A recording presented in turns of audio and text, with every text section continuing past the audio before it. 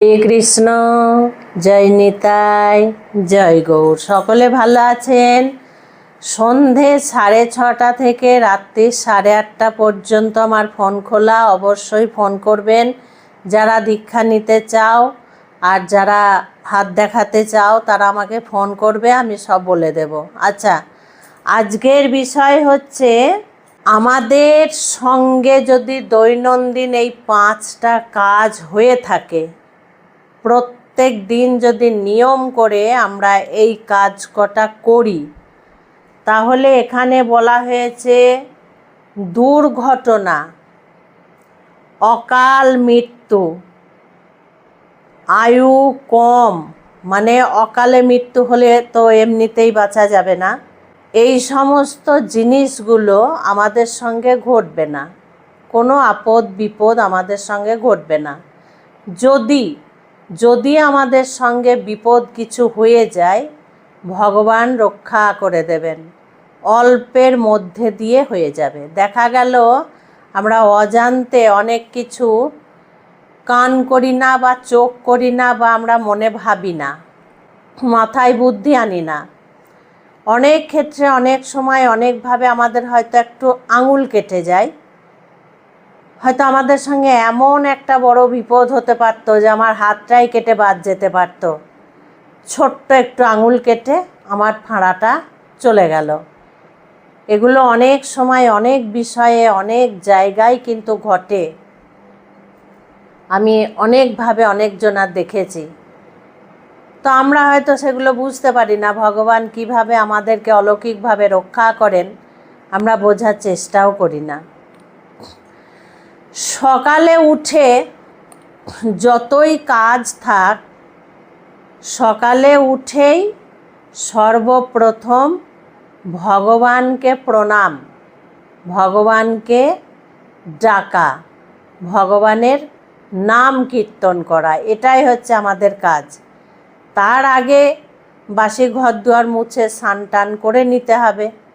যে মায়েদের সম্ভব সে মায়েরা করবে, যে মায়েদের সম্ভব নয়, ভোরবেলা উঠেই রান্না চাপাতে হয়, অফিস থাকে, স্কুল থাকে, সকালে পুজো হয় না, ঠিক আছে, সকালে উঠেই বাসি কাপড় কেচে হাত মুখ ধুয়ে গঙ্গার জল মাথায় নিয়ে তোমরা রান্নাঘরে যাবে বা সংসারে যা কিছু করার করবে, কিন্তু হরিনাম তখনই জপ করতে লাগবে, মুখে হরিনাম জপ করতে লাগবে, হাতে কাজ শুরু করে দেবে।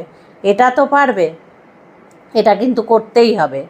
ভোরবেলা উঠেই হরিনাম মুখে শুরু করে দিতে হবে, মনে মনে জপ করে যেতে হবে। হরে কৃষ্ণ কৃষ্ণ কৃষ্ণ হরে হরে, হরে রাম রাম রাম হরে হরে, এই মহামন্ত্র জপ করে যাবে। বা ওম নমো ভগবতে বাসুদেবায়, নমো ভগবতে বাসুদেবায়। যারা ব্রাহ্মণ তারা ওম উচ্চারণ করবে, যারা শূদ্র তারা নমো ভগবতে বাসুদেবায়। মনে মনে গুনগুনাতেই থাকবে, গুনগুনাতেই থাকবে, গুনগুনাতেই থাকবে, আর কাজকর্ম করবে। এবার বলি, যে মায়েদের ঘরে গোপাল আছে, যে মায়েদের ঘরে রাধা কৃষ্ণ আছে, যে মায়েদের ঘরে লক্ষ্মী নারায়ণের বিগ্রহ যাদের আছে, তারা কি করবে? সময় হলে সকালে উঠে যা কিছু করার করে স্নান টান করে ভগবানদেরকে স্নান করাবে। তুলসী দিয়ে, গঙ্গার জল দিয়ে, বা প্লেন খাবার ভালো শুদ্ধ জল দিয়ে, চন্দন দিয়ে ভগবানকে স্নান করাবে। স্নান করিয়ে সমস্ত কিছু করে সে সবার শেষে চরণামৃত পান করবে। সকলে মিলে, বাড়ির সকলে মিলে চরণামৃত পান করবে। এই চরণামৃত পান করলে কি হয়? এখানে বলছে কোনোভাবে দুর্ঘটনা হয় না। যদি রাস্তাঘাটে কাউরির সঙ্গে দুর্ঘটনা হয়েও যায়, ভগবান তৎক্ষণাৎ রক্ষা করে নেবেন, অল্পের মধ্যে দিয়ে যাবে, কোনো দুর্ঘটনা বিরাট কিছু হবে না। চরণামৃত সকলে মিলে বাড়ির পান করবে। এর গুণ অনেক কিছু। যারা বিশ্বাস করে না তাদের জন্য নয়, যারা বিশ্বাস করে তাদের জন্য বলছি। তারপরে কি করবে? যাদের মন্ত্র হয়ে গেছে, গুরুমন্ত্র যাদের হয়ে গেছে, গুরু দীক্ষা মন্ত্র যারা পেয়ে গেছে, তারা সকালে ভগবানের কাছে পুজো অর্চনা করে গুরুমন্ত্র জপ করে নেবে, তারপরে হরিনাম সারাদিন গাইবে এবং যাদের মালা আছে মালায় জপ করবে।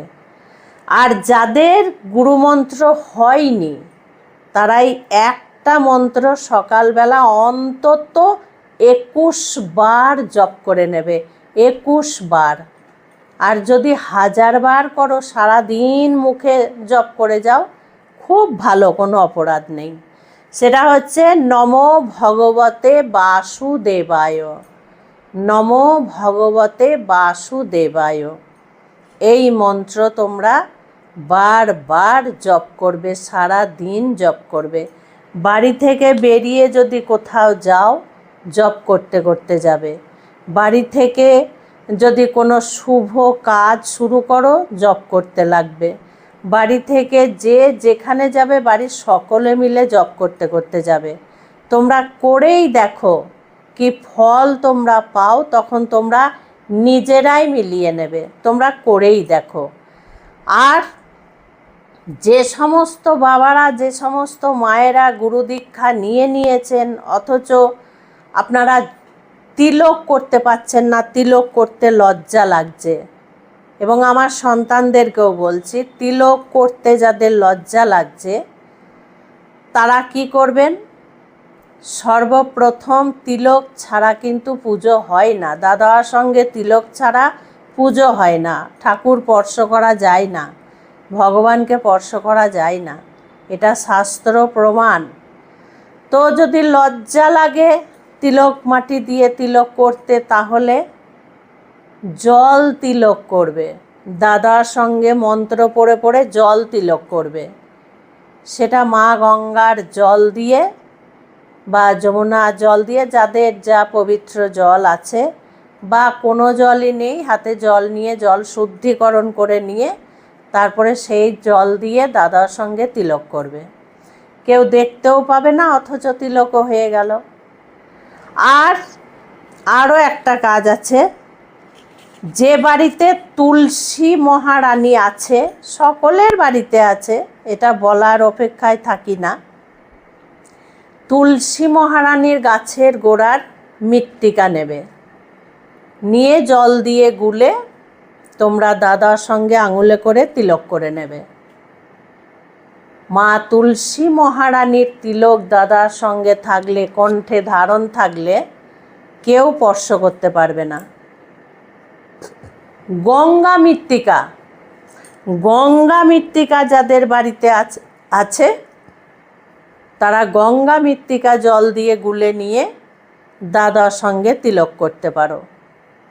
যাদের বাড়িতে বেল গাছ আছে, যাদের বাড়িতে অশ্বত্থ গাছ আছে, অশ্বত্থ গাছের গোড়ার মাটি বা বেল গাছের গোড়ার মাটি নিয়েও তিলক করা যায়। তিলক কেন করতে বলছে?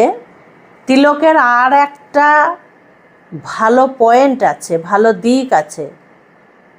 কেন না, আমাদের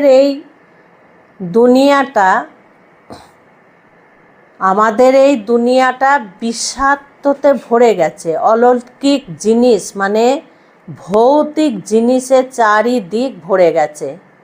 চারিদিকের আবহাওয়া খুব খারাপ হয়ে গেছে। যাদেরকে আমরা চোখে দেখতে পাই না, অশরীরী আত্মা বা অশরীরী শক্তি যা ঘুরে বেড়ায়, নেগেটিভিটি যে শক্তিটা ঘুরে বেড়ায়, আমি আমার গুরু মহারাজের কাছে শুনেছি।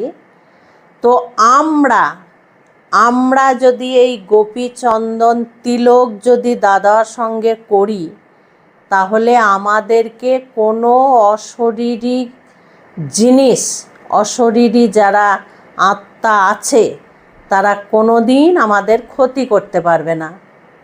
এবং নেগেটিভিটি যা ঘুরে বেড়ায়, বিষাক্ত, যা চোখে দেখা যায় না অথচ ক্ষতি করে ভীষণভাবে, তারা কিন্তু আমাদেরকে স্পর্শ করতে পারবে না। আমাদের পায়ের পাতা থেকে মাথা চুল পর্যন্ত তারা স্পর্শ করতে পারবে না। কেন না, আমাদের দাদার সঙ্গে তিলকে ঢাকা থাকে।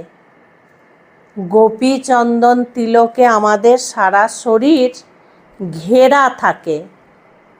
আমাদের সারা শরীরটা রক্ষা কবচ হয়ে থাকে, যার জন্য এই সমস্ত খারাপ প্রভাব আমাদের উপরে আসে না।